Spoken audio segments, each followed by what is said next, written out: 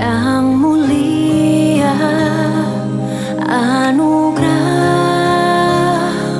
tercurah. Kau berikan hidup-Mu sebagai ganti dosaku.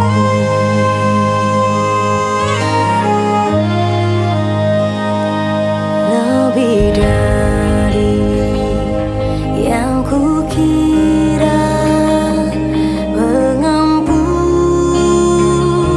yang kuterima, kasih Yesus yang abadi mengalir di Kalvari.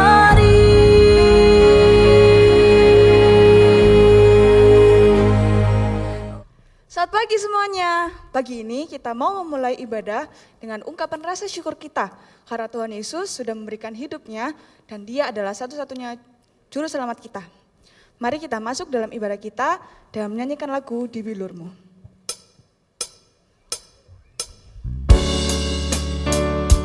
Kita memberikan hidup kita kepada Tuhan, masa depan kita, dan kita percaya bahwa Dia akan memberikan yang terbaik untuk kita.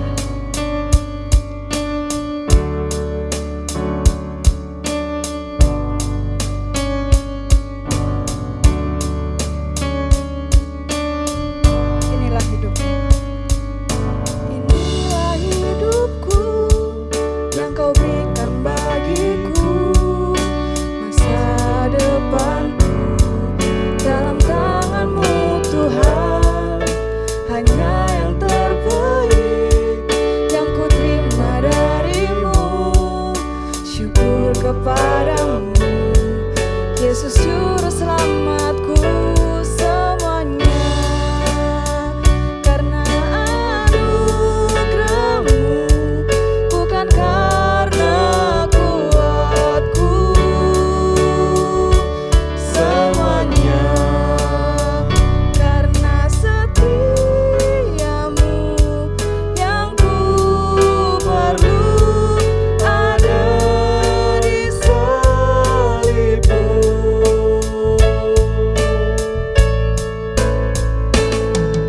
Di bilur-Mu ada dosaku, di bilur-Mu ada kutukku. Kau bebaskan. Di bilur-Mu ada sakitku, di bilur-Mu ada tangisku. Kau sembuhkan dan ku sembuh.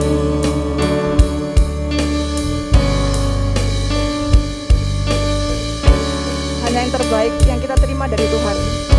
Kita patut mengucap syukur kepada-Nya. Inilah hidupku yang Kau berikan bagiku, masa depanku dalam tangan-Mu Tuhan, hanya yang terbaik yang ku terima dari-Mu. Syukur kepadamu Yesus juru selamatku semuanya, karena anugerah-Mu, bukan karena kuatku. Semuanya karena setia-Mu yang ku perlu ada di salib-Mu. Di bilur-Mu ada dosaku dan kutuk. Di bilur-Mu ada dosaku, di bilur-Mu ada kutukku. Kau bebaskan. Di bilur-Mu ada sakitku, di bilur-Mu ada tangisku. Kau sembuhkan. Di bilur-Mu ada dosaku, di bilur-Mu ada kutukku. Kau bebaskan. Di bilur-Mu ada sakitku, Di bilur-Mu ada sakitku, di bilur-Mu ada tangisku Kau sembuhkan dan ku sembuh.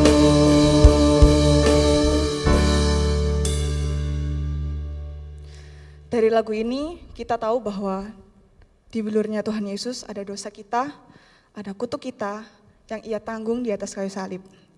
Juga kita sebagai manusia selalu melakukan dosa dan kesalahan.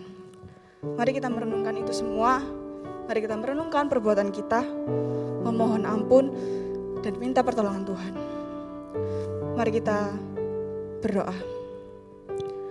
Tuhan, terima kasih atas apa yang telah Kau berikan kepada kami, atas apa yang telah Kau berikan pada setiap kami ya Tuhan. Kau telah menebus dosa kami ya Tuhan.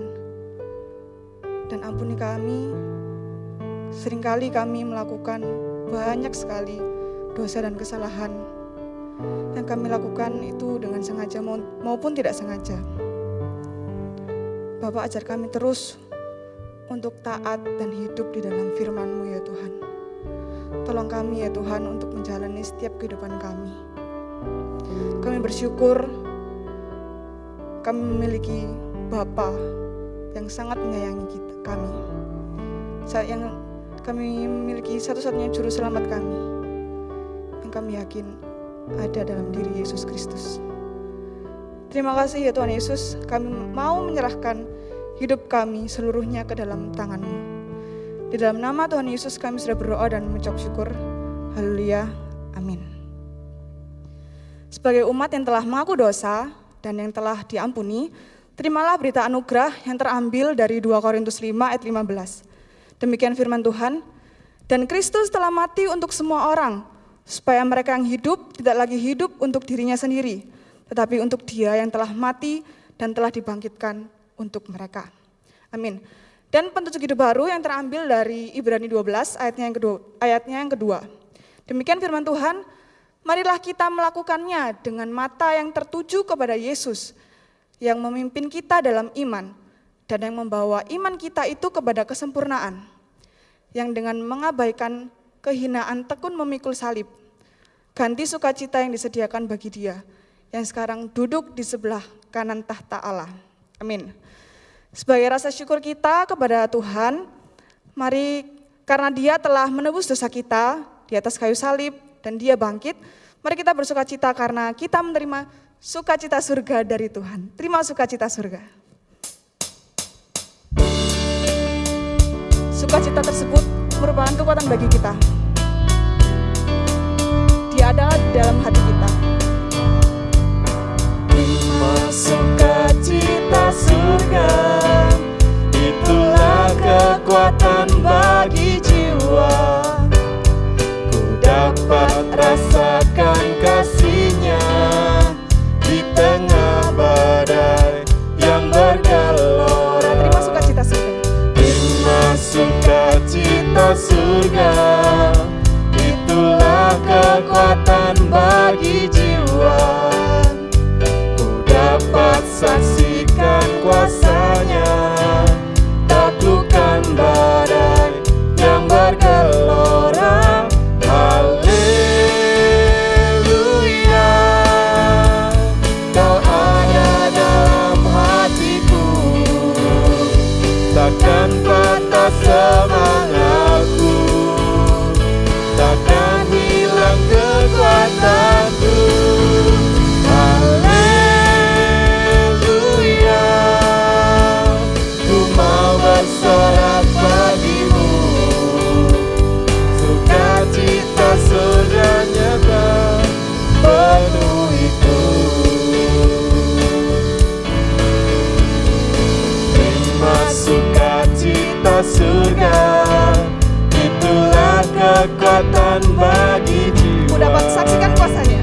Ku dapat saksikan kuasa-Nya, taklukkan badai yang bergelora. Haleluya, Kau ada dalam hatiku, takkan patah semangatku, takkan hilang kekuatanku.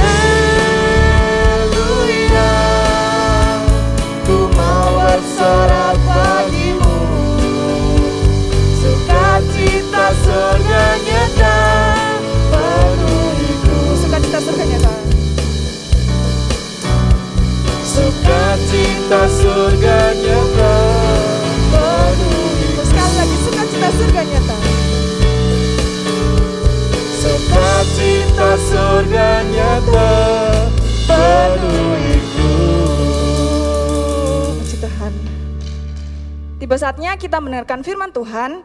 Mari kita siapkan hati dan pikiran kita untuk fokus mendengarkan firman Tuhan.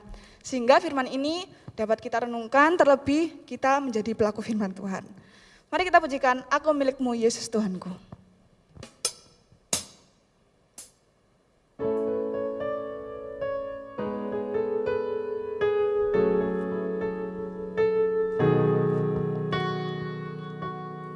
Aku milikmu, Yesus Tuhanku, ku dengar suaramu,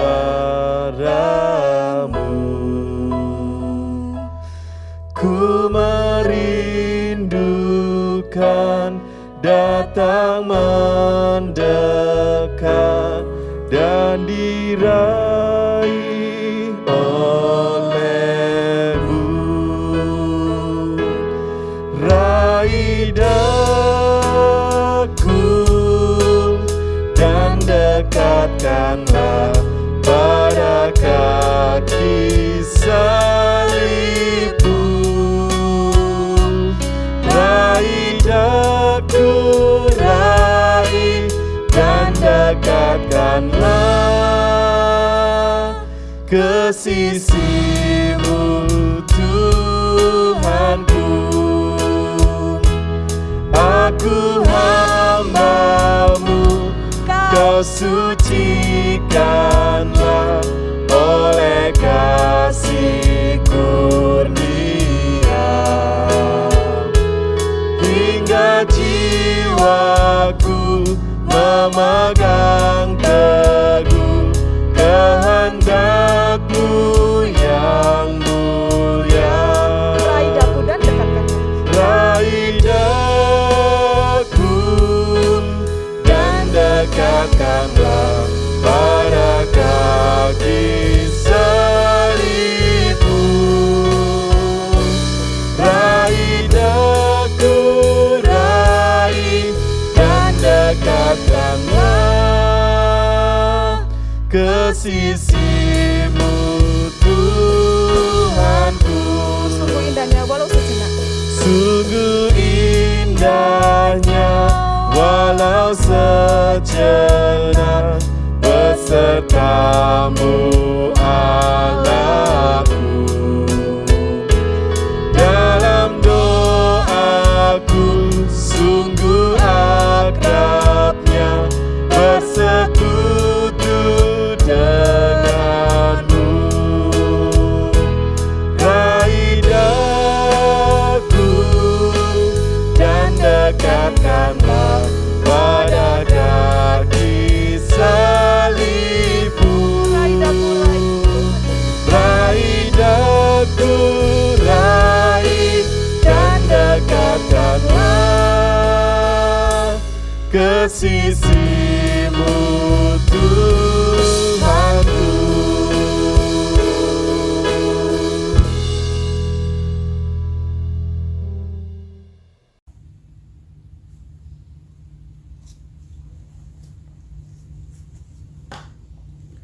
Shalom rekan-rekan yang dikasihi Tuhan, rekan-rekan pemuda dan remaja dari GKT Citra Raya. Salam kenal, nama Lause adalah Lause Vivianti Tumade, bisa dipanggil Lause Vivi saja. Nah, Lause ini seorang hamba Tuhan full-timer yang sekarang melayani di GKT Nazaret Pospey Aletea. Lause bersyukur untuk kesempatan kita akan sama-sama belajar firman Tuhan. Biarlah hari ini kita boleh fokus dengarkan firman Tuhan ya. Nah, sebelum itu Lause ajak kita untuk doa terlebih dahulu. Mari kita berdoa. Tuhan, tolonglah kami ya Tuhan. Tolonglah kami yang akan belajar firman-Mu. Tuntunlah kami dengan kekuatan daripada Tuhan, sehingga kami boleh memahami firman ini, menghayatinya dan melakukannya.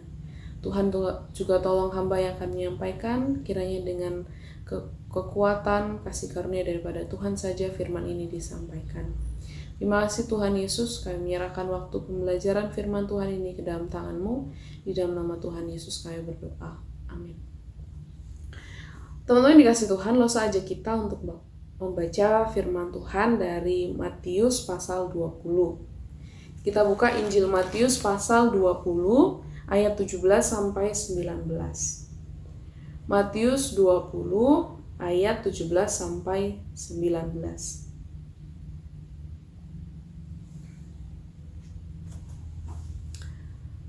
Oke. Kalau sudah dapat, lo saja kita untuk baca ya. Pemberitahuan ketiga tentang penderitaan Yesus. Ketika Yesus akan pergi ke Yerusalem, ia memanggil ke-12 muridnya tersendiri dan berkata kepada mereka di tengah jalan, "Sekarang kita pergi ke Yerusalem dan Anak Manusia akan diserahkan kepada imam-imam kepala dan ahli-ahli Taurat, dan mereka akan menjatuhi dia hukuman mati. Dan mereka pun menyerahkan dia kepada bangsa-bangsa yang tidak mengenal Allah, supaya ia diolok-olokkan, disesah dan disalibkan, dan pada hari ketiga ia akan dibangkitkan." Amin. Rekan-rekan dikasih Tuhan, mulai dari hari ini, 21 Februari, kita akan masuk masa-masa Prapaskah untuk tahun 2021. Dan tema kita hari ini adalah Behind the Cross, di balik salib. Kita akan belajar bersama-sama dan belajar dari perikop tentang pemberitahuan penderitaan Tuhan Yesus. Rekan-rekan dikasih Tuhan, perikop yang kita baca ini adalah tentang pemberitahuan penderitaan Tuhan Yesus yang ketiga. Jadi Tuhan Yesus sudah memberitahu yang pertama, memberitahu yang kedua, dan ini adalah yang ketiga. Nah, kalau kita berbicara ketiga, bagaimana dengan yang ke-1 dan kedua, gitu ya?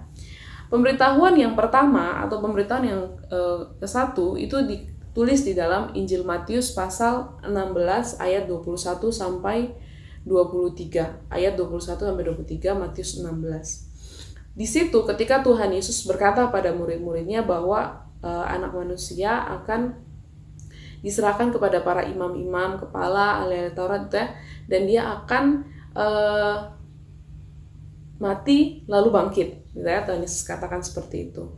Nah, pada perikop itu dituliskan atau diceritakan Petrus itu menarik Tuhan Yesus dan dia berkata, "Tuhan, semoga Allah berkasih karunia dan menolong supaya engkau lepas dari itu."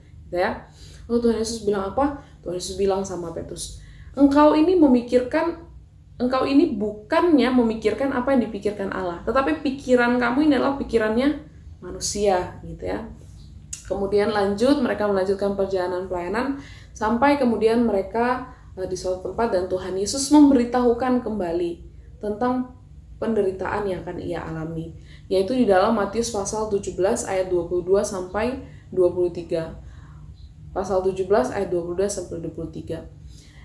Di dalam kesempatan ini Tuhan Yesus kembali memberitahukan Anak Manusia akan menderita, dia akan mati, dan kemudian bangkit kembali. Nah, apa yang menjadi respons para murid-murid saat itu dicatat di ayat ke-23 bahwa mereka itu merasa sangat sedih, ya, mereka sangat sedih. Nah, teman-teman yang dikasihi Tuhan, hingga akhirnya pemberitahuan yang ketiga Tuhan Yesus sampaikan. Ketiga catatan ini bukanlah hal yang diulang-ulangi oleh penulis, tetapi memang diulang-ulangi oleh Tuhan Yesus sendiri. Ya, perhatikan bahwa ketiga catatan ini, pemberitahuan ini, bukan sesuatu yang diulang-ulangi oleh penulis, penulis Matius gitu ya. Tetapi ini memang Tuhan Yesus sendiri mengulang-ulangi kejadian itu. Jadi dia pertama melakukan pemberitahuan, kedua dia melakukan pemberitahuan, dan ketiga kali dia melakukan pemberitahuan. Nah, kalau kita perhatikan pemberitahuan yang ketiga ini gitu ya, pemberitahuan yang ketiga ini terlihat lebih rinci. Kenapa? Kalau kita melihat mulai ayat 18 sampai 19, Tuhan Yesus katakan apa? Anak Manusia akan diserahkan ke imam-imam kepala, ahli Taurat, ya, dijelaskan siapa aja itu orang-orang itu ya. Dan di ayat 19 bahkan dia berkata, dia akan diserahkan kepada bangsa yang tidak mengenal Allah gitu. Jadi semakin clear ini penderitaan Tuhan Yesus ini jatuhnya di tangan siapa. Kemudian selanjutnya dia berkata supaya ia diolok-olokkan, disesah dan disalibkan, dan pada hari ketiga ia bangkit. Kalau kita perhatikan dari tiga pemberitahuan, yang pertama dan kedua Tuhan Yesus hanya berkata mati dan bangkit. Tapi pada pemberitahuan yang ketiga dia berkata disalibkan. Jadi pemberitahuan terakhir ini Tuhan Yesus sudah mulai tunjukkan gitu ya, kasih tahu bahwa penderitaannya itu, kematiannya itu adalah kematian di atas kayu salib.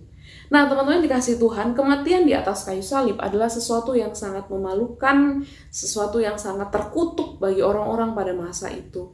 Maka ketika mendengar itu, tentu hati para murid itu sangat hancur. Mereka sangat-sangat sedih ketika mereka mendengar hal itu. Dan Tuhan Yesus berkata, aku nanti akan diserahkan kepada orang-orang ini dan sebagainya, dan aku akan disalibkan, dan aku akan mati. Tapi aku akan bangkit pada hari yang ketiga. Nah, rekan-rekan dikasih Tuhan, kalau kita melihat firman Tuhan hari ini, mungkin kita akan bertanya, kenapa sih Tuhan Yesus itu harus sampai 3 kali gitu ya? Harus sampai 3 kali dia tuh ngasih tahu. Kenapa nggak ya 1 kali aja Tuhan gitu? Atau ya udah nggak usah sama sekali, jalani aja. Nanti kalau kamu sudah ditangkap, kamu disalibkan ini, ya para murid akan follow the flow gitu ya, mengikuti alur yang terjadi gitu. Tetapi kenapa Tuhan Yesus memberitahu sampai 3 kali? Paling tidak ada 2 alasan. Yang pertama, bagi para murid, itu adalah Tuhan Yesus mempersiapkan para murid. Rekan-rekan dikasihi Tuhan, Tuhan Yesus memberitahukan rencana atau penderitaan yang akan dihadapi adalah untuk mempersiapkan para murid-murid ini terlebih dahulu. Teman-teman dikasihi Tuhan, kalau kita bayangkan gitu ya, suatu hari orang tua kita itu menyuruh kita untuk membeli ayam di pasar. Ya, misalnya, Vivi, ayo Vi, beli ayam di pasar, berapa? Beli ayam 1/2 kilo. Dan kemudian Lause nih nanya sama mamanya Lause gitu ya. Misalnya Lause nanya, mah ini nanti ayamnya dimasak apa? Ayam kecap, ayam goreng, ayam saus, atau apa nih gitu ya. Nanya. Nah kemudian mamanya Lause bilang gini, enggak, bukan mau dimasak tapi mau dibuang ayamnya gitu ya. Hah? Ngapain dibeli terus dibuang gitu ya? Pasti Lause akan kebingungan dan Lause akan protes, pasti kan, kita akan protes. Lah kenapa ini, kita akan menyampaikan ini dan itu. Nah rekan-rekan dikasih Tuhan, kenapa kita protes? Karena kita tuh punya ekspektasi, harapan ayam ini akan tersedia di meja makan. Tetapi orang tua berkata hal yang lain. Nah harapan kita, ekspektasi kita itu dipatahkan dan dibuat sesuatu yang berbeda dari apa yang kita harapkan. Maka kita akan merasa kecewa dan gak senang gitu ya, sedih gitu ya. Nah rekan-rekan dikasih Tuhan, kurang lebih begitulah perasaan para murid saat itu. Tuhan Yesus datang ke dunia dan menjadi Mesias bagi mereka. Para murid punya ekspektasi, punya harapan, sosok ini, pribadi Yesus ini adalah nanti akan menjadi seorang penolong kita. Dia akan terus bersama dengan kita, bahkan dia akan menjadi raja yang mana yang akan membebaskan kita dari penjajahan Romawi. Ini dia orangnya, ini dia pribadinya gitu ya. Tapi Tuhan Yesus berkata apa? Enggak. Aku tuh akan mati nantinya. Mati di mana? Di tangan para imam gitu ya, yang selama ini jadi rival mereka, yang selama ini banyak menentang mereka. Aku mati di tangan mereka, bahkan di tangan bangsa-bangsa yang tidak mengenal Allah. Aku mati di tangan mereka, bahkan mati di atas kayu salib. Teman-teman bayangkan jika Tuhan Yesus tidak memberitahukan hal ini kepada para murid. Tentu mereka akan sangat kecewa. Suatu ekspektasi yang begitu tinggi. Seorang raja yang akan menyelamatkan mereka. Tapi di depan mata mereka, Yesus akan mati di atas kayu salib. Tuhan Yesus tahu mereka tidak akan bisa bertahan jika mereka melihat kenyataan yang terjadi. Maka Tuhan Yesus memperingatkan kepada mereka terlebih dahulu. Aku akan mati loh, aku akan mati di kayu salib. Toh ketika Tuhan Yesus sudah memberitahukan itu pun, para murid tetap merasakan sedih dan kecewa. Teman-teman, ada satu kegagalan yang dilakukan oleh para murid. Apa itu? Mereka gagal melihat pesan ini secara utuh. Ketika Tuhan Yesus memberitahukan ini dalam 3 kali itu kesempatan. Dia memberitahu yang pertama, kedua, dan ketiga. Dan 3-tiganya ini dia beritahu apa? Aku akan mati tapi akan bangkit lagi. Ya, pada hari yang ketiga. Mati tapi akan bangkit lagi. Nah, para murid gagal melihat pesan ini secara utuh. Maka ketika mereka mendengar mati, disalib, disiksa, dianiaya, itu mereka udah kecewa duluan gitu ya. Mereka udah sedih duluan. Padahal Tuhan Yesus berkata, bukan hanya mati, tetapi dia akan bangkit. Maka Tuhan Yesus mau berkata apa? Bertahanlah dalam imanmu. Aku ini gak kalah. Aku ini gak kalah dibanding para imam. Aku memang akan mati, tapi aku akan bangkit kembali. Nah, pesan ini membuat bagi Tuhan Yesus adalah sebuah persiapan buat para murid. Supaya iman mereka tidak goyah, supaya mereka tidak meninggalkan iman kepada Tuhan Yesus Kristus. Dan yang kedua, yang paling penting, kenapa sih Tuhan Yesus ulang-ulangi ini? Gitu ya. Tuhan Yesus mengulang-ulangi ini supaya apa? Supaya para murid itu tahu. Jadi Tuhan Yesus mengajarkan kepada para murid. Pertama dia mempersiapkan para murid, yang kedua dia mengajarkan kepada para murid. Teman-teman dikasih Tuhan, suatu hari mamanya Lause ini mau pergi gitu ya. Lause waktu itu masih zaman sekolah di rumah Lause. Satu hari mamanya Lause ini mau pergi keluar, mau ada acara. Lalu kemudian dia berkata sama Lause, Vivi, di luar itu ada jemuran ya, gitu ya. Terus Lause bilang, iya. Nanti kalau udah mendung, mau hujan, udah kayak bentar lagi mau hujan, jangan tunggu hujan, langsung diambil pakaiannya. Lause bilang, iya. Itu ya, Lause lagi main komputer. Lalu setelah itu beberapa menit kemudian Mama Lause ngomong lagi, Vivi, ingat ya, di luar itu ada apa? Jemuran gitu ya. Nanti kalau udah mendung, sebelum hujan, pokoknya sebelumnya hujan itu diangkat ya. Ya gitu ya. Lalu beberapa waktu kemudian sebelum Mama Lause itu keluar rumah mau berangkat, itu dia bilang lagi, Vivi, itu ada jemuran ya gitu ya. Jemurannya diangkat apa? Pas mendung gitu ya, bukan pas sudah turun hujannya, tapi pas mendungnya baru. Maksudnya iya gitu ya. Nah teman-teman, kira-kira kenapa mamanya Lause ulang-ulang terus? Karena ini penting dan tidak boleh dilupakan, ya. Diulang-ulang terus, bahkan diberikan penekanan pada pesan yang tertentu. Apa? Sebelum hujan gitu ya, ketika masih mendung sudah harus diangkat. Jadi ini ada pesan yang penting. Nah, rekan-rekan dikasihi Tuhan, kurang lebih seperti itulah pesan Tuhan Yesus ini. Kenapa Tuhan Yesus ulang-ulangi? Karena dia tahu ini pesan yang penting. Tuhan Yesus mau mengajarkan kepada para muridnya apa yang penting dari pelayanannya. Yang penting dari pelayanan Tuhan Yesus bukan ketika dia memberi makan 5.000 orang, bukan ketika dia merubah air menjadi anggur sehingga pesta di Kana dapat terus berjalan, bukan ketika dia membangkitkan orang yang mati, bukan juga ketika dia membuat orang lumpuh berjalan, orang buta melihat, orang tuli mendengar. Itu bukan yang paling penting. Tetapi yang paling penting dari perjalanan pelayanan Tuhan Yesus, tujuan utama dia datang ke dunia adalah ketika dia harus mati di atas kayu salib dan bangkit pada hari yang ketiga. Nah, rekan-rekan dikasihi Tuhan, pesan ini diulang-ulangi oleh Tuhan Yesus supaya para murid belajar bahwa tujuan utama, fokus utama ketika Tuhan Yesus datang ke dunia adalah untuk pengorbanan di atas kayu salib. Maka kita melihat ayat ke-28. Ayat ke-28, Tuhan Yesus berkata apa?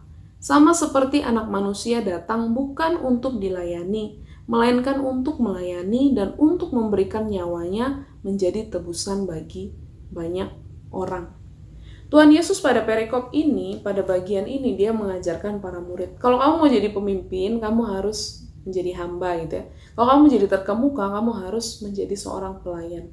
Nah, Tuhan Yesus memberikan contoh dirinya dia sendiri. Tuhan Yesus berkata apa? Sama seperti anak manusia atau Tuhan Yesus sendiri. Ketika dia datang ke dunia, dia bukan datang untuk dilayani, untuk mencari puja-pujaan gitu ya, pemujaan dari orang-orang. Dia juga bukan datang untuk hidup nikmat, cari kekayaan dan lain sebagainya. Tetapi dia datang apa? Untuk dia yang melayani. Bahkan yang paling puncak adalah apa? Adalah ketika dia memberikan nyawanya menjadi tebusan bagi umat Tuhan. Maka Tuhan Yesus mengajarkan hal ini kepada para murid dan Tuhan Yesus mengulang-ulangi hal ini kepada para murid. Ini tentu bukan sesuatu yang diharapkan. Ini tentu bukan sesuatu yang dibayangkan oleh para murid-murid saat itu. Bukan sesuatu yang mereka udah paham dari awal mereka ikut Tuhan Yesus. Itu enggak. Makanya untuk mematahkan setiap ekspektasi dan konsep-konsep yang sudah mereka bangun sendiri, itu Tuhan Yesus jelaskan. Ini loh, aku tuh datang tuh buat ini. Aku tuh datang untuk melakukan ini. Ya. Jadi pelayanan utama Tuhan Yesus itu adalah ketika dia mati di kayu salib dan bangkit buat setiap kita. Atau yang nanti akan kita peringati di dalam Jumat Agung dan Paskah. Rekan-rekan, suatu kali ada beberapa anak pemuda gitu ya berkomentar seperti ini. Tuhan Yesus ini kan bisa lakukan mujizat ya. Bisa lakukan mujizat membangkitkan orang mati, ya, membuat orang lumpuh berjalan dan lain-lain sebagainya.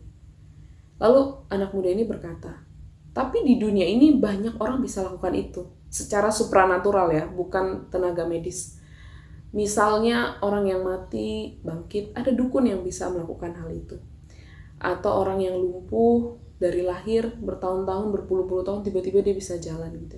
Lalu anak muda ini bertanya, apakah orang ini, dukun ini juga bisa kita sebut sebagai Tuhan? Kira-kira teman-teman jawabnya gimana? Kalau saya jawab seperti ini.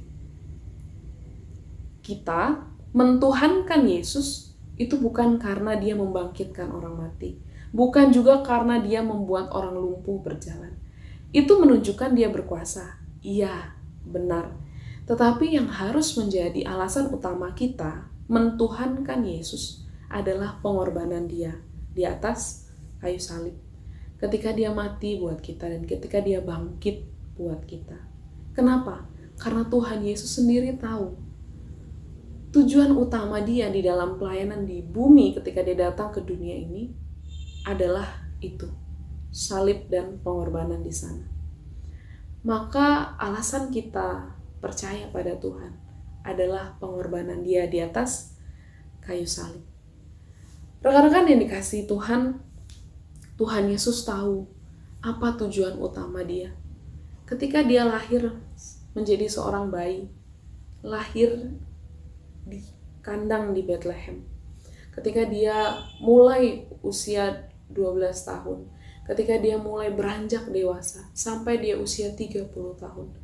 Tuhan Yesus bertumbuh dengan satu kesadaran. Aku datang ke dunia ini untuk melakukan pengorbanan. Aku datang ke dunia ini untuk mati dan bangkit. Aku datang ke dunia ini untuk menjalankan misi, panggilan dari Tuhan, yaitu memberikan keselamatan bagi umat Allah. Rekan-rekan dikasih Tuhan, sadar atau tidak sadar, sebagai umat Tuhan, kita pun punya panggilan yang paling utama.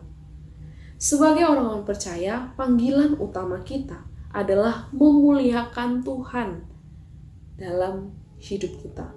Entah kita memuliakan Tuhan melalui status kita sebagai pelajar atau mahasiswa, entah kita memuliakan Tuhan melalui pekerjaan kantoran kita, atau kita memuliakan Tuhan kita sebagai karyawan, kita sebagai bos, kita sebagai pemilik usaha, kita sebagai pemilik toko, kita sebagai dokter angkatan, kita sebagai hamba Tuhan. Dalam semuanya itu, mungkin kita bergerak dengan cara yang berbeda, tetapi tujuannya haruslah satu, yaitu memuliakan nama Tuhan. Kalau kamu tidak jujur di dalam studimu, justru kita tidak memuliakan nama Tuhan. Kalau kita tidak jujur dan bermalas-malasan sebagai seorang pekerja, kita tidak memuliakan nama Tuhan. Kalau bisnis kita jalankan dengan ketidakjujuran, banyak korupsi dan lain sebagainya, kita tidak akan memuliakan nama Tuhan.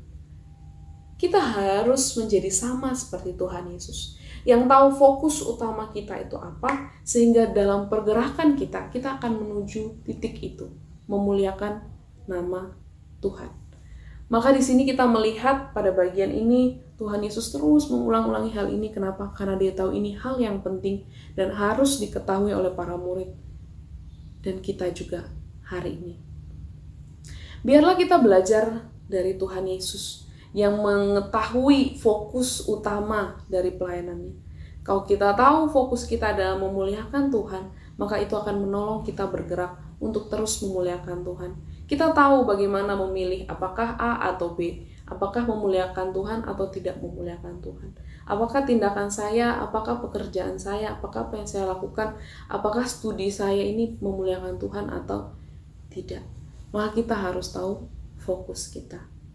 Biarlah Tuhan Yesus menolong setiap kita, memberkati setiap kita. Baik, untuk menutup firman Tuhan hari ini, langsung saja kita berdoa. Mari kita berdoa. Tuhan Yesus, kami bersyukur untuk firman yang boleh kami pelajari bersama-sama. Menjelang Paskah, menjelang Jumat Agung, kami diingatkan bagaimana Engkau memiliki fokus utama di dalam pelayanan-Mu. Biarlah dalam hidup kami juga punya satu fokus, yaitu untuk memuliakan nama Tuhan. Sehingga dalam setiap langkah, pekerjaan, usaha, studi, dan semua yang kami kerjakan dalam pelayanan kami berusaha untuk mengejar kemuliaan nama Tuhan. Tolonglah kami yang sudah dengar firman ini. Tolonglah untuk kami boleh melakukannya dalam hidup kami. Biarlah setiap hari, semakin hari kami menjadi anak-anak yang memuliakan Tuhan, mencintai Tuhan, dan meninggikan nama Tuhan dalam hidup kami. Terima kasih Tuhan, terima kasih. Di dalam nama Tuhan Yesus kami berdoa. Amin.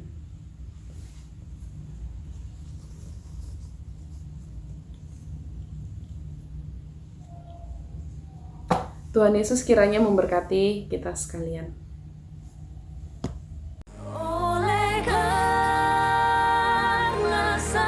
Happy Sunday guys, kalian udah ngikutin ibadah kali ini kan? Apa yang kalian pelajari dari ibadah kali ini? Pasti ada something kan? Nah, jangan lupa kalian untuk melakukan hal itu terus di seminggu ini. Sampai minggu depan kita bertemu di ibadah lagi.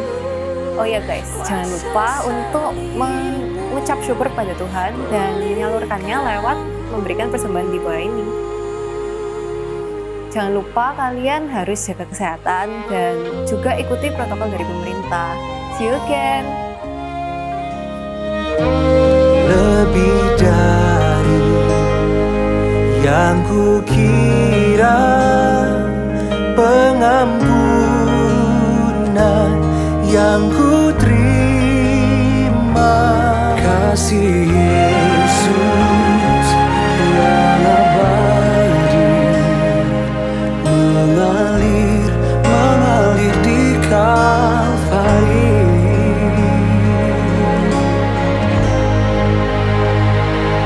Oleh karena salibmu, seluruh hidupku milikmu, hidupku Tuhan. Darahmu sucikanku, kuasa salibmu pulihkanku.